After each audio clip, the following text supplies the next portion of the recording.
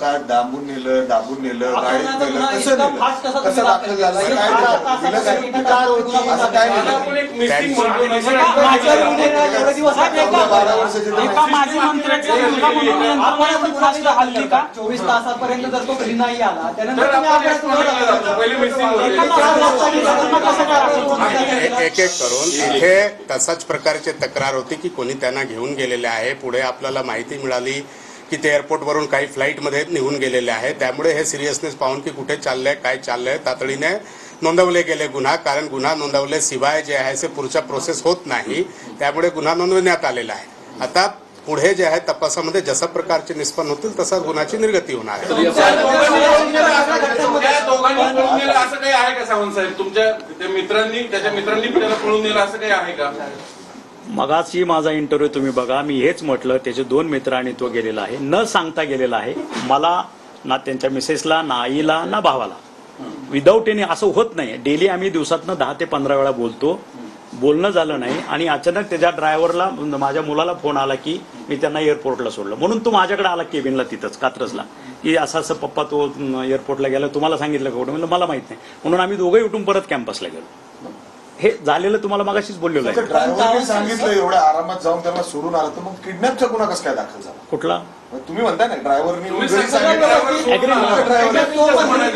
त्याच्याबरोबर मी मगाशी तुम्हाला बोललो की पोलीस स्टेशनला यांना कंट्रोल रूमला आलं की दोघांनी त्याच्याबरोबर घेऊन त्याला गेलेले आहेत. कंट्रोलला यांना फोन आला होता अगोदर कंट्रोलला आणि त्याच्यानंतर पोलीस स्टेशन फोन काय आला? कंट्रोल रूमला फोन आला की कोणी किडनॅप करून हे मुलगाला घेऊन गेलेलं आहे. त्यानंतर जे आहे ते बाकीच्या गोष्टी सुरू झाल्या आणि चुकी एअरपोर्टवरून ते गेले होते बरोबर आहे. तर त्यामुळे तातडीने गुन्हा दाखल करणे गरजेचे होते. त्याशिवाय बाकीची ऍक्टिव्हिटी होत नाही. कोणाला जर आपण इनिशियल स्टेजला थांबवण्यासाठी सांगितलं बाकी गोष्टी सांगितलं तर FIR शिवाय कुठल्या गोष्टी हालत नाही. त्यामुळे गरजेचे होते आणि नेमके मुलगा कुठे चालला होता काय कारणास्तव चालला होता हे सर्व जे आहे ते आपल्याला नंतर तपासमध्ये जे आहे ते निष्पन्न मुलाला वापस आणण्यासाठी सावंत साहेबांनी खोटा गुन्हा दाखल केला आणि अख्खी सिस्टीम वेगळी झाली असा एक आरोप होतो. हे आरोपचे आत्ताचे वेळी काही अर्थ नाही आहे. कारण आता FIR होऊन आता ज्यावेळेपर्यंत ह्या मुलांची विचारपूस होत नाही बाकी गोष्टी होत नाही त्यावर काही भाष्य करणे योग्य होणार नाही. आता चांगली गोष्टी आहे मुले लोक सर परत आलेले आहे. त्यांच्यासोबत जे आहे ते म्हणजे सुखरूप आहे. त्यांचे घरचे लोकांना थोडा रिलीफ मिळालेला आहे की म्हणजे आमचे मुलगा जे आहे ते परत आलेला आहे आणि बाकी आता तपास ते तुम्हाला FIR नंतर शेअर करू.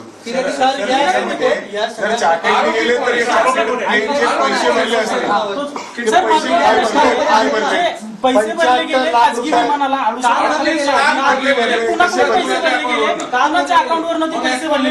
हेच सांगतो ना की हे फिर्याद जे आहे अननोन लोकांवर दाखल झालेली होती आणि बाकी जे आपण म्हणत आहे ते सर्व आता तपासमध्ये आम्हाला चेक करायचे आहे की काय झाले होते नेमके कोणतं कारण होते काय पैसे भरले नाही भरले सिर्फ तपासमध्ये. आता जस्ट आमचे प्रायोरिटी लक्ष होता की ते मुले जर परत आले तर आपल्या सर्वांसाठी सुखरूप आणून त्यांना जे आहे ते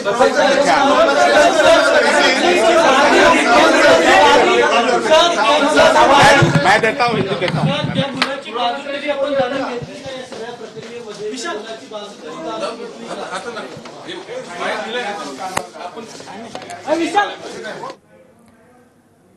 तानाजी सावंत यांचा मुलगा सुखरूप आहे. पुणे विमानतळावर उतरलेला आहे अशी माहिती आता पोलिसांकडून देण्यात आलेली आहे. ऋषिराज सावंतसह त्याचे 2 मित्र जे आहेत ते बँकॉककडे निघालेले होते. चार्टर्ड फ्लाईटसाठी 68 लाख रुपये खर्च केल्याची माहिती आहे.